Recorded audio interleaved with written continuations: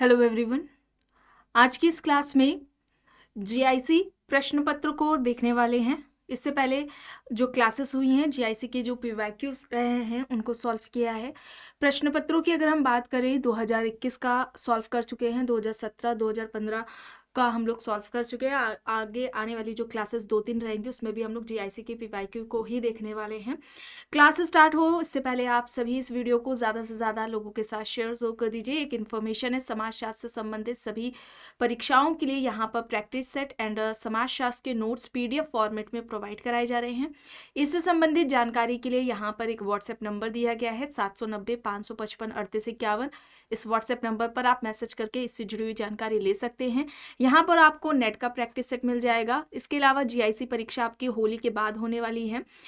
इसका जो first paper common paper होता है जीएस का, उसका भी प्रैक्टिस सेट यहाँ पर मिल जाएगा, समाजशास्त्र का भी मिल जाएगा। और इन दोनों का ही कॉम्बो ऑफर चल रहा है जिसमें दोनों ही पेपर यानी कि जो कॉमन है और जो आपका सब्जेक्ट समाजशास्त्र है उसका प्रैक्टिस सेट मिल जाएगा, जिसमें कुछ आपको छूट देखने को मिलेगी। इसके अलावा यूपी पीजीटी का समाजशास्त्र का प्रैक्टिस सेट मिल जाएगा। बिहार शिक्षक भर्ती के लिए Bihar state and Bihar PGT का प्रैक्टिस सेट मिल जाएगा। जीडीसी का भी प्रैक्टिस सेट आ चुका है। एमपी असिस्टेंट प्रोफेसर के लिए समाजशास्त्र का और उसके जीएस का भी पेपर, और इसके अलावा राजस्थान असिस्टेंट प्रोफेसर का जीके का थर्ड पेपर का और आपका जो सब्जेक्ट है समाजशास्त्र उसका भी प्रैक्टिस सेट यहाँ पर आपको मिल जाएगा। बात की जाए समाजशास्त्र के नोट्स की, तो ये नोट्स सभी परीक्षाओं को ध्यान में रखकर तैयार किए गए हैं। सभी परीक्षाओं के लिए इंपॉर्टेंट है, आप इन्हें ले सकते हैं। थिंकर्स के नोट्स अभी जल्द ही तैयार किए गए हैं, इसमें इंडियन थिंकर्स भी शामिल हैं। कोई भी इससे जुड़ी हुई जानकारी चाहते हैं तो ये यहाँ पर व्हाट्सएप नंबर दिया गया है। नंबर है 790-555-3851। इस व्हाट्सएप नंबर पर आप मैसेज करके इससे जुड़ी हुई जानकारी ले सकते हैं। बस कुछ ही देर में क्लास शुरू होने वाली है। आप सभी इस वीडियो को ज़्यादा से ज़्यादा लोगों के साथ शेयर ज़रूर कर दें।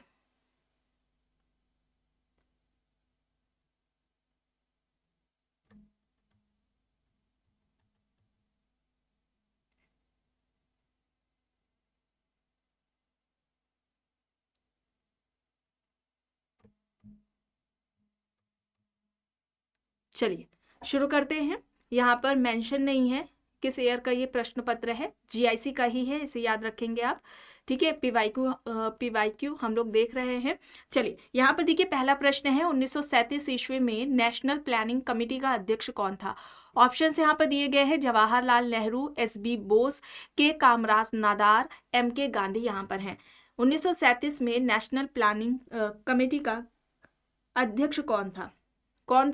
जवाहरलाल नेहरू थे। ठीक है, जवाहरलाल नेहरू थे, ऑप्शन ए यहाँ पर राइट होगा। प्रश्न है मैनहिम के अनुसार सामाजिक नियोजन के उद्देश्य है। ऑप्शंस देखिए, समाज कल्याण, सामाजिक पुनर्गठन, व्यक्ति और समाज का पुनर्गठन, या फिर उपरोक्त सभी। यहाँ पर सही क्या होगा? यहाँ पर राइट आंसर क्या होगा?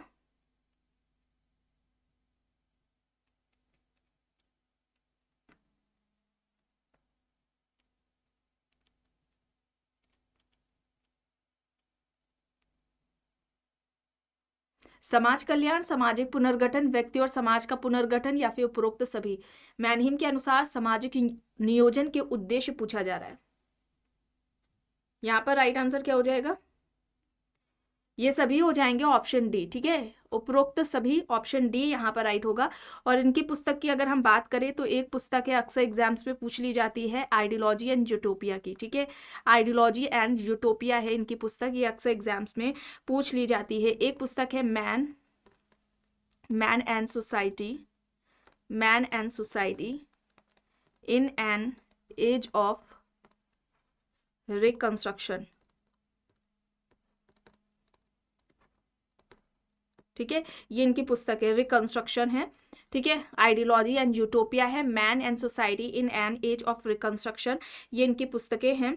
ठीक है, ये अक्सर एग्जाम्स में पूछ ली जाती है, इसे आप ध्यान में रखेंगे। अब यहाँ पर देखिए, हिंदू विवाह अधिनियम 1955 में मनाही है। यहाँ पर दिया गया है सगोत्र विवाह, सपिंड विवाह, सप्रवर विवाह, या फिर उपरोक्त सभी। यहाँ पर राइट क्या होगा? हिंदू विवाह अधिनियम 1955 में इनमें से किसकी मनाही है? सपिंड विवाह की। ठीक है, सपिंड विवाह की, बी यहाँ पर राइट होगा। प्रश्न है भारतीय राजनीतिक में सर्वोदय शब्द का प्रयोग पहले किसने किया? विनोबा भावे, जयप्रकाश नारायण, एमके गांधी, दादा धर्माधिकारी। बताएं। भारतीय राजनीतिक में सर्वोदय शब्द का प्रयोग पहले किसने किया? किसके द्वारा किया गया है? महात्मा गांधी के द्वारा किया गया है। सी यहाँ पर राइट होगा। प्रश्न है साम्यवादी सामाजिक नियोजन आता है, ऑप्शन देखिए, समग्रवादी नियोजन, प्रजातांत्रिक नियोजन, पूंजीवादी नियोजन, उपरोक्त में से कोई भी नहीं। यहाँ पर राइट आंसर क्या हो जाएगा?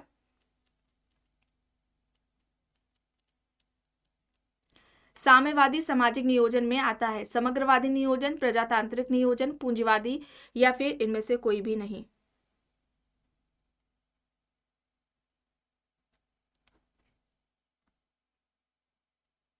यहाँ पर समग्रवादी नियोजन होगा, ऑप्शन ए यहाँ पर राइट होगा। प्रश्न है मिलान करना है, पुस्तकें हैं यहाँ पर, caste in modern India, caste in India, भारतीय ग्राम और विकास का समाजशास्त्र। बताएं यहाँ पर क्या होगा? कास्ट इन मॉडर्न इंडिया किसकी है? कास्ट इन मॉडर्न इंडिया किसकी हो जाएगी? एम.एन. श्रीनिवास की। कास्ट इन इंडिया हट्टन की ये पुस्तक हो जाएगी। इसके अलावा भारतीय ग्राम ये पुस्तक हो जाएगी पी.सी. जोशी की, और विकास का समाजशास्त्र ये पुस्तक के मिश्रा की हो जाएगी। यहाँ पर ऑप्शन ए हो जाएगा। ठीक है, विकल्प ए यहाँ पर राइट आंसर है। प्रश्न है अनुकूलनात्मक संस्कृति की अवधारणा किसने दी? Sorokin, Tyler, ऑकबर्न, मेलानोव्स्की। यहाँ पर ऑप्शंस दिए गए हैं। अनुकूलनात्मक संस्कृति की अवधारणा किसके द्वारा दी गई है? बताएं यहाँ पर अनुकूलनात्मक संस्कृति की बात किसने की थी? ऑकबर्न ने की थी। यहाँ पर सी राइट आंसर हो जाएगा। इनकी पुस्तक है सोशल चेंज। ठीक है, सोशल चेंज इनकी पुस्तक है, और इन्होंने सांस्कृतिक विलंबना का सिद्धांत दिया है। सांस्कृतिक विलंबना का सिद्धांत दिया है। सांस्कृतिक विलंबना का सिद्धांत ऑकबर्न के द्वारा दिया गया है। संस्कृति के दो प्रकार इन्होंने बताए थे। ठीक है, संस्कृति के दो प्रकार इन्होंने बताए हैं, भौतिक संस्कृति और अभौतिक संस्कृति। ठीक है, भौतिक संस्कृति और अभौतिक संस्कृति ये इनके द्वारा बताए गए हैं। ठीक है, चलिए आगे देखते हैं। प्रश्न है अगस्त कॉम्ट के अनुसार बौद्धिक विकास के प्रत्यक्ष स्तर पर किस प्रकार की सामाजिक इकाई पाई जाती है? ऑप्शन है परिवार, राज्य, मानवता या फिर उपरोक्त में से कोई नहीं। अगस्त कॉम्ट के अनुसार बौद्धिक विकास के प्रत्यक्ष स्तर पर किस प्रकार की सामाजिक इकाई पाई जाती है? परिवार, राज्य, मानवता या फिर उपरोक्त में से कोई नहीं। यहाँ पर मानवता होगा। सी यहाँ पर राइट आंसर हो जाएगा। ठीक है, मानवता होगा, ऑप्शन सी यहाँ पर सही होगा। और इन्होंने ज्ञान के 3 स्तर बताए थे। ठीक है, ज्ञान के 3 स्तर बताए थे। अच्छा, कौन कौन से हैं ये आपको कमेंट बॉक्स में बताना है। चलिए अब यहाँ पर देखिए, किसने कहा कि समाजशास्त्र एक कलात्मक विज्ञान है? W.I. Thomas, C.H. Cooley, V Pareto, Max Weber. यहाँ पर ऑप्शंस दिए गए हैं। समाजशास्त्र एक कलात्मक विज्ञान है, ये किसका कहना है?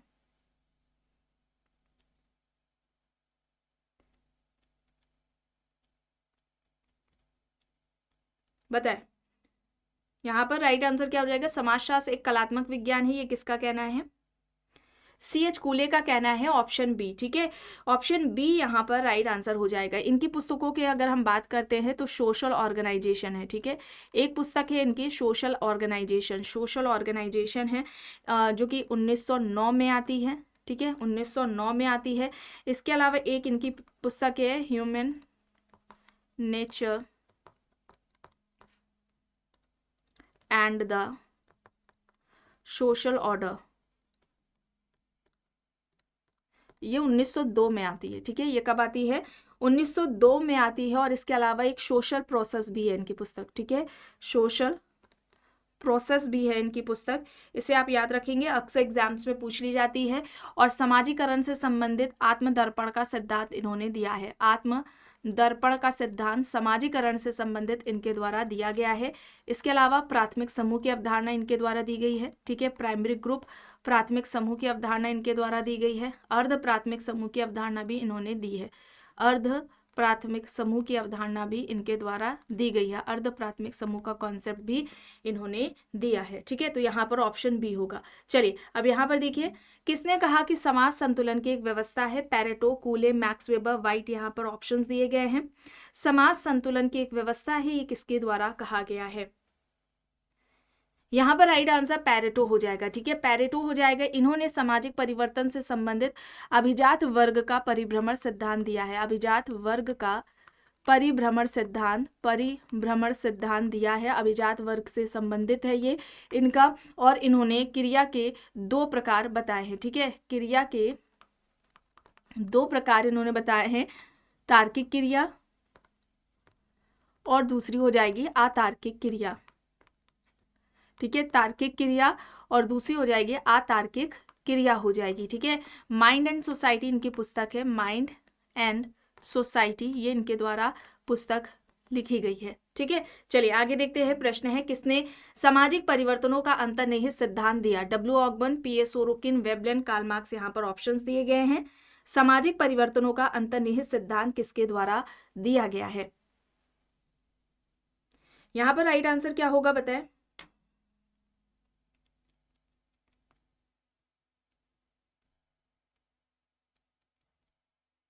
यहाँ पर सही क्या हो जाएगा? राइट आंसर यहाँ पर क्या होगा?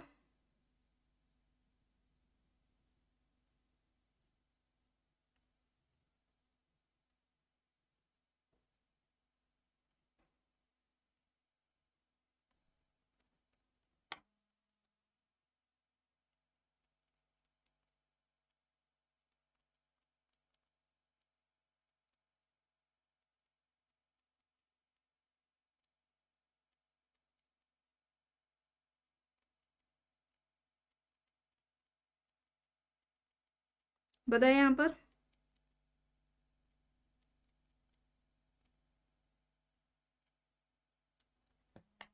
ऑकबर्न हो जाएगा। ठीक है, ऑकबर्न हो जाएगा। ऑप्शन बी यहाँ पर राइट आंसर हो जाएगा। ठीक है, विकल्प बी यहाँ पर सोरोकिन हो जाएगा। ठीक है, सोरोकिन यहाँ पर राइट आंसर हो जाएगा। और इनके अगर हम बात करते हैं, ठीक है, इनका अध्ययन क्षेत्र हम कहें या इनके योगदान की अगर हम बात करें, तो सबसे पहले इन्होंने जो सामाजिक परिवर्तन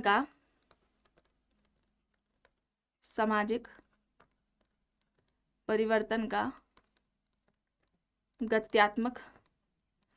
गत्यात्मकता का सिद्धांत इन्होंने दिया है। ठीक है, सामाजिक परिवर्तन से संबंधित इन्होंने गत्यात्मकता का सिद्धांत दिया है। ठीक है, इसे आप याद रखेंगे, सामाजिक परिवर्तन से संबंधित सांस्कृतिक गत्यात्मकता। ठीक है, सामाजिक परिवर्तन का सांस्कृतिक गत्यात्मकता का सिद्धांत है। ठीक है, केवल गत्यात्मकता नहीं होगा, सांस्कृतिक गत्यात्मकता का सिद्धांत दिया है।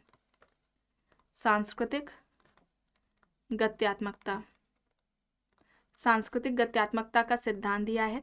अच्छा, इनके इस सिद्धांत को किस किस नामों से जाना जाता है? एक तो है उतार चढ़ाव। ठीक है, उतार चढ़ाव, सामाजिक परिवर्तन का उतार चढ़ाव का सिद्धांत किसने दिया है? दूसरा सीमाओं का सिद्धांत। ठीक है, सीमाओं का सिद्धांत हो जाएगा। घड़ी के पेंडुलम का सिद्धांत के नाम से भी जाना जाता है, पेंडुलम का सिद्धांत है।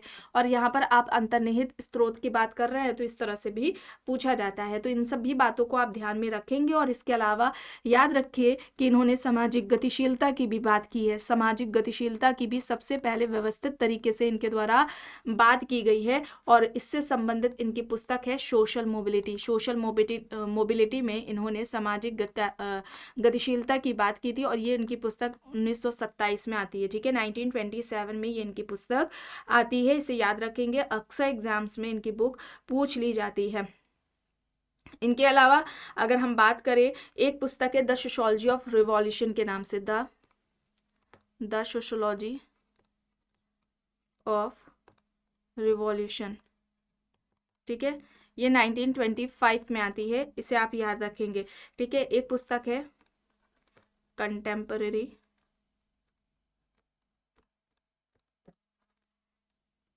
सोशियोलॉजिकल थ्योरीज के नाम से। ये इंपॉर्टेंट है, अक्सर एग्जाम्स में पूछ ली जाती है।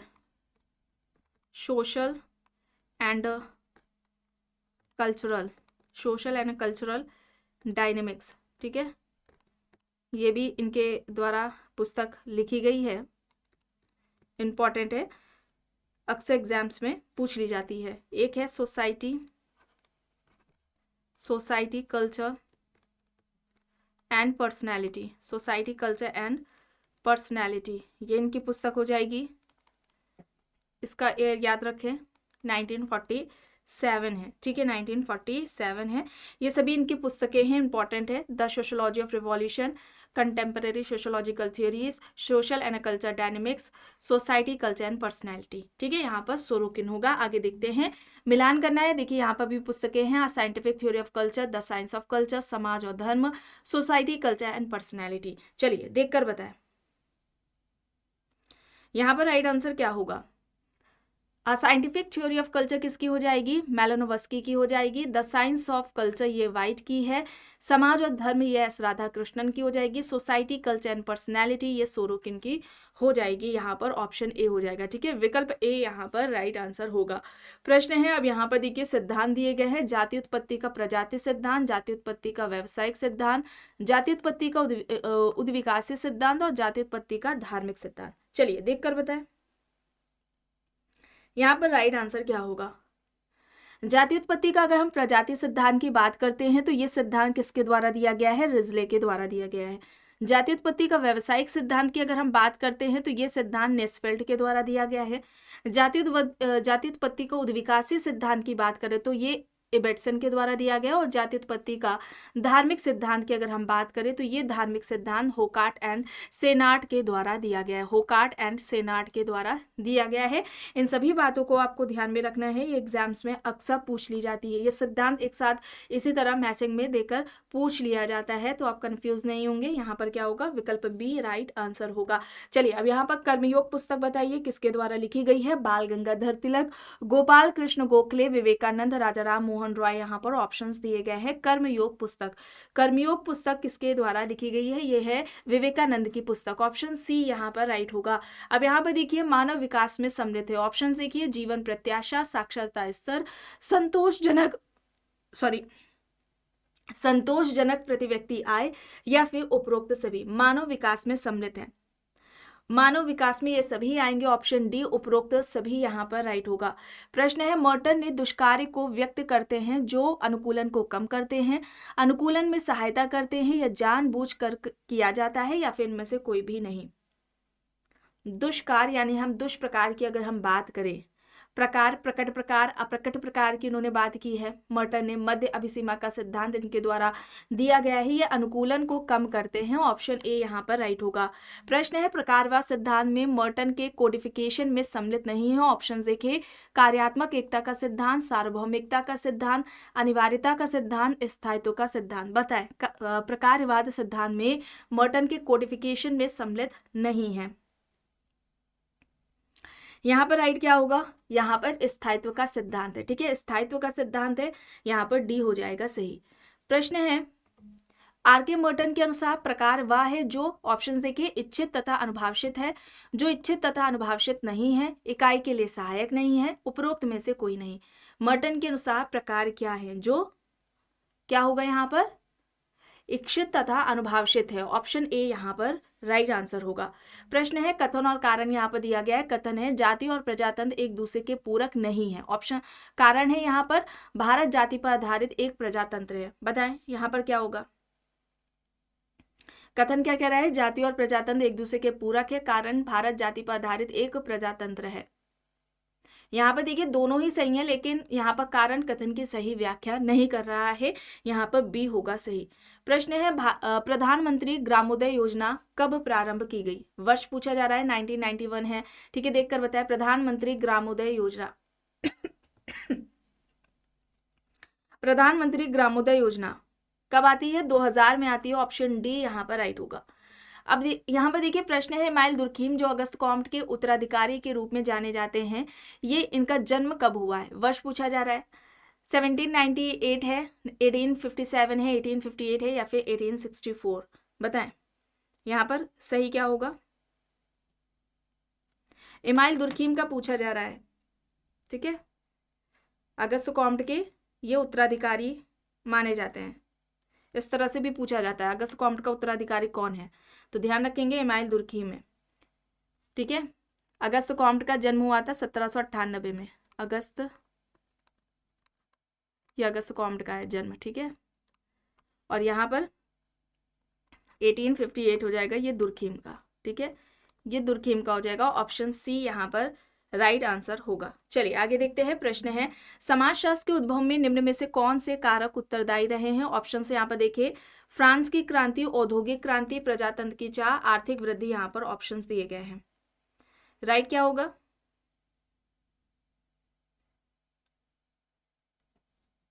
यहाँ पर फ्रांस की क्रांति और औद्योगिक क्रांति होगा, बी यहाँ पर राइट होगा। प्रश्न है किस भारतीय विश्वविद्यालय ने सर्वप्रथम समाजशास्त्र विषय प्रारंभ किया। ऑप्शंस देखिए, लखनऊ विश्वविद्यालय, मद्रास विश्वविद्यालय, कलकत्ता विश्वविद्यालय या फिर बंबई विश्वविद्यालय। किस भारतीय विश्वविद्यालय ने सबसे पहले समाजशास्त्र विषय को प्रारंभ किया? आप सभी जानते हैं बंबई विश्वविद्यालय में हुआ था 1919 में।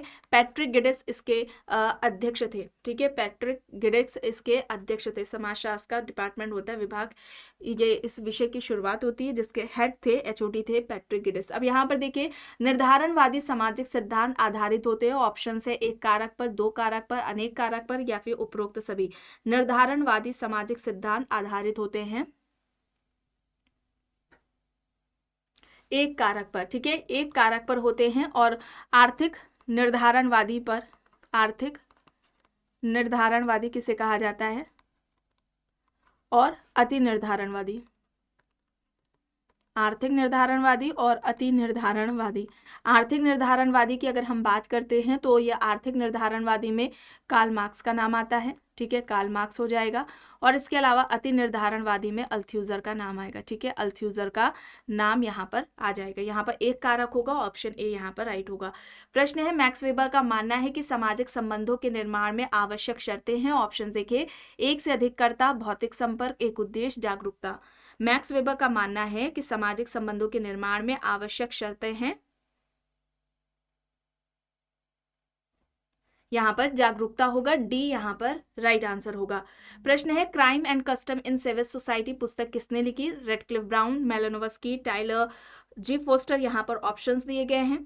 Crime and custom in civil society ये किसकी हो जाएगी?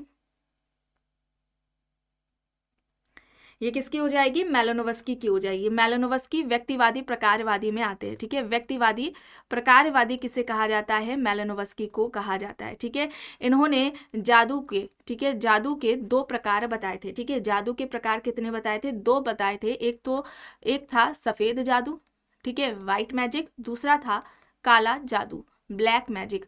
अच्छा, व्हाइट जो मैजिक होता है इसमें दूसरे के कल्याण की भावना छिपी होती है, और काला जादू का जो उद्देश्य होता है ये दूसरों को कष्ट पहुंचाना, हानि पहुंचाना होता है। इसे भी आप याद रखेंगे, एग्जाम्स में अक्सर पूछ लिया जाता है। मानवीय आवश्यकता का सिद्धांत इनके द्वारा दिया गया है। ठीक है, मानवीय आवश्यकता, मानवीय आवश्यकता का सिद्धांत ये किसने दिया था? मानवीय आवश्यकता का जो सिद्धांत है मेलानोव्स्की में दिया था, जिसमें आवश्यकताएं कितनी तरह की बताई गई थी? 3 बताई थी। और इसकी पूर्ति का जो साधन है, ठीक है, आवश्यकता पूर्ति का जो साधन है वो किसको बताया गया था? ये संस्कृति को बताया गया था, कल्चर को बताया गया था। और इस संस्कृति का निर्माण भी व्यक्ति ने अपनी इन्हीं आवश्यकताओं को पूरा करने के लिए किया था। ये मेलानोव्स्की के द्वारा बात कही गई है। तो इस तरह से आप याद रखेंगे। और संस्कृति किस तरह से मानवीय आवश्यकताओं को पूरा करने में मदद करती है, उसी के संदर्भ में इन्होंने फंक्शन यानी कि प्रकार की भी बात की है। चलिए अब यहाँ पर देखिए, सिद्धांत दिए गए हैं, देखकर बताएं सही क्या होगा। ये सभी पढ़ाया जा चुका है। अभिजात वर्ग के परिभ्रमण सिद्धांत की अगर हम बात करते हैं, ठीक है, परिभ्रमण सिद्धांत की बात करते हैं तो ये पैरेटो का है, सामाजिक परिवर्तन से संबंधित है। आदर्श प्रारूप जो कि सामाजिक क्रिया के अध्ययन के लिए पद्धति बताई थी, मैक्स वेबर ने। चेतनात्मक संस्कृति की बात किसने की है? सोरोकिन ने की है। सोरोकिन 3 तरह की संस्कृति की बात करते उसमें से चेतनात्मक एक है। और सामूहिक प्रतिनिधान की बात ये दुर्खिम के द्वारा की गई है। यहाँ पर क्या हो जाएगा? ऑप्शन बी हो जाएगा। ठीक है, विकल्प बी यहाँ पर राइट आंसर होगा। चलिए आगे देखते हैं। प्रश्न है निम्न में से किसने कहा कि प्रकृति पदार्थ प्राथमिक है जबकि जागरूकता विचार द्वितीयक है? ऑप्शन देखिए, सोरोकिन, ऑकबर्न, पैरेटो, कार्ल मार्क्स। बताएं, प्रकृति पदार्थ प्राथमिक है जबकि जागरूकता विचार द्वितीयक है, ये किसका कहना है? यहाँ पर राइट क्या होगा? प्रकृति पदार्थ प्राथमिक है तथा जागरूकता विचार द्वितीयक है। ये बात किसके द्वारा कही गई है? कार्ल मार्क्स के द्वारा कही गई है। वर्ग संघर्ष, क्लास कॉन्फ्लिक्ट की बात इनके द्वारा की गई है। दास कैपिटल इनकी पुस्तक है। ठीक है, दास कैपिटल ठीक है, दास कैपिटल, ये इनके द्वारा पुस्तक लिखी गई है। संरचना के 2 प्रकार इन्होंने बताए हैं। ठीक है, संरचना के 2 प्रकार बताए हैं। अधोसंरचना, अधोसंरचना में ये उत्पादन के साधन, उत्पादन के जो पद्धतियां हैं उसको रखते हैं, और अधिसंरचना में समाज की जो सामाजिक संस्थाएं हैं, राजनीतिक, धर्म, मनोरंजन की जो संस्थाएं, इन सभी की बात करते हैं। और इनका कहना था कि अधोसंरचना ही अधिसंरचना को निर्धारित करती है। अधोसंरचना में परिवर्तन अधिसंरचना में परिवर्तन लेकर आता है। ठीक है, चलिए अभी यहां पर देखिए, यहां पर राइट क्या होगा?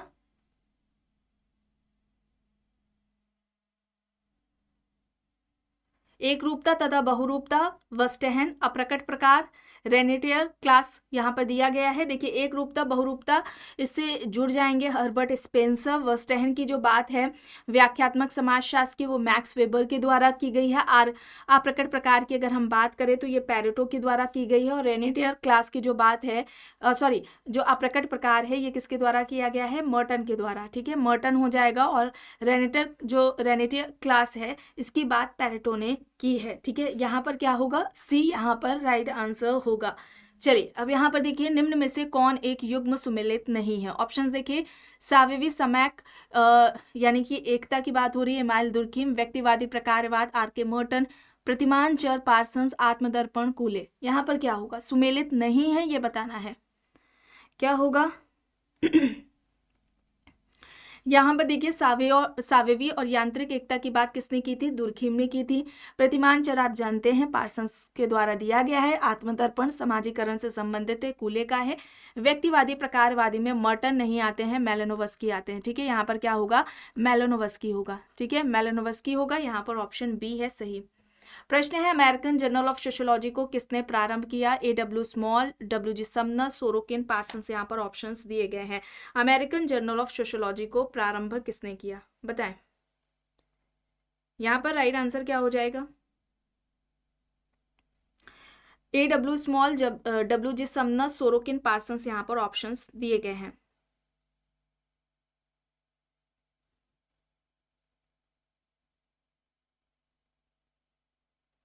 यहाँ पर राइट आंसर क्या हो जाएगा? A.W. स्मॉल हो जाएगा। ठीक है, 1895 में किया था शुरुआत। ठीक है, ये भी याद रखेंगे। चलिए आगे देखते हैं। प्रश्न है, किसने समाज को 4 भागों में सरल मिश्रित, दोहरे मिश्रित, तिहरे मिश्रित में विभाजित किया? ऑप्शंस देख लीजिए, Emile Durkheim, Karl Marx, Herbert Spencer, Tonnies. यहाँ पर ऑप्शंस दिए गए हैं।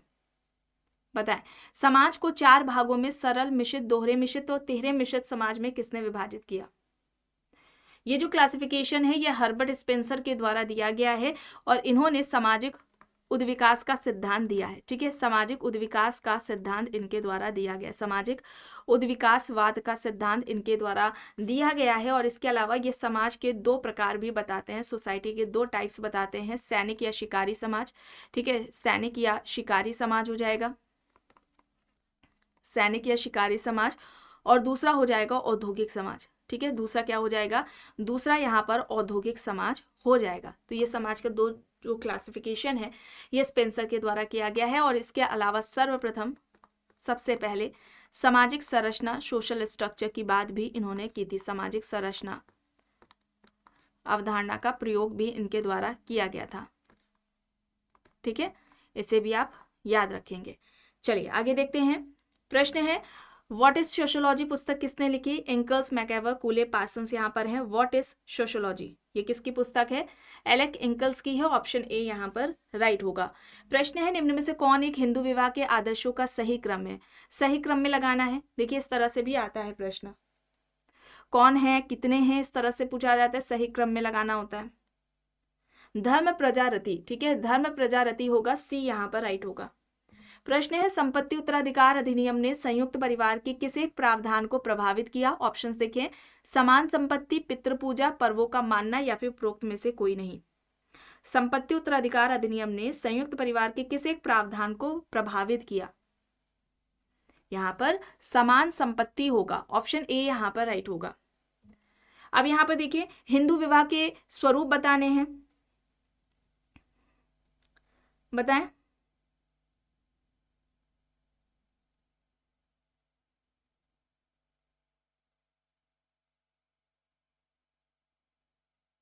यहाँ पर क्या होगा?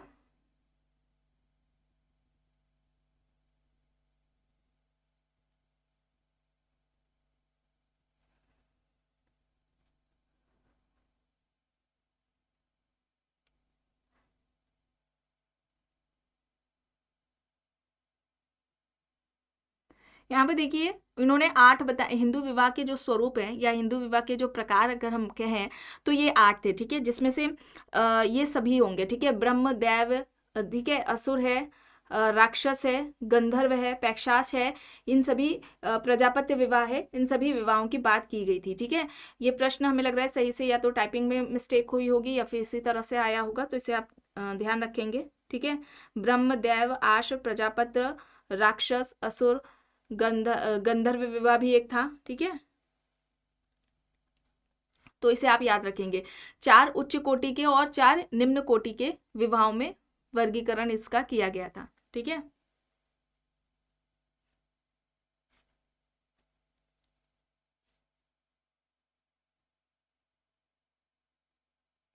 जिसमें से गंधर्व है, ठीक है, राक्षस है, असुर है, पैशाच है, ये जो है निम्न कोटि के आते हैं। ब्रह्म, देव, आश, प्रजापति ये उच्च कोटि के थे, ठीक है। इसे आप याद रखेंगे। असुर, राक्षस, पैशाच, गंधर्व ये क्या है, निम्न कोटि के हैं, अप्रशस्त विवाह में आएंगे। ब्रह्म, देव, आश, प्रजापति ये उच्च कोटि के विवाह में आएंगे, ठीक है। इसे इस तरह से आप याद रखेंगे। चलिए अब यहाँ पर देखिए, the theory of economic growth पुस्तक किसने लिखी? W.A. लेविस, मैकलेलैंड, रोस्ट्रो या फिर हेगन, यहाँ पर ऑप्शंस हैं। The theory of economic growth ये किसकी हो जाएगी? रोस्ट्रो की पुस्तक हो जाएगी। The theory of economic growth Rostow की पुस्तक है, यहाँ पर सी होगा सही। प्रश्न है, किस सामाजिक विधान ने हिंदू विवाह के बहिर्विवाह नियम को बदला है? ऑप्शन देखें, विशेष विवाह अधिनियम 1954, हिंदू विवाह अधिनियम 1955, दहेज विरोधी अधिनियम 1961 या फिर विधवा पुनर्विवाह अधिनियम 1856। इनमें से किस सामाजिक विधान ने हिंदू विवाह के बहिर्विवाह नियम को बदला? बहिर्विवाह के नियम को बदला है हिंदू विवाह अधिनियम 1955 होगा, ठीक है। विकल्प बी यहाँ पर राइट होगा। प्रश्न है, निम्न में से कौन पुरुषार्थ का तत्व नहीं है? धर्म, अर्थ, काम, मृत्यु यहाँ पर दिया गया है। पुरुषार्थ 4 तरह के होते हैं, कौन सा नहीं है ये बताना है। धर्म, अर्थ, काम, मोक्ष होता है, ठीक है।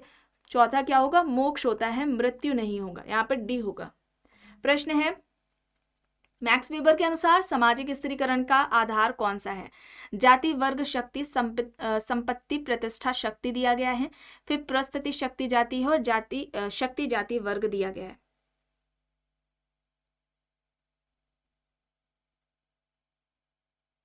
यहां पर क्या होगा?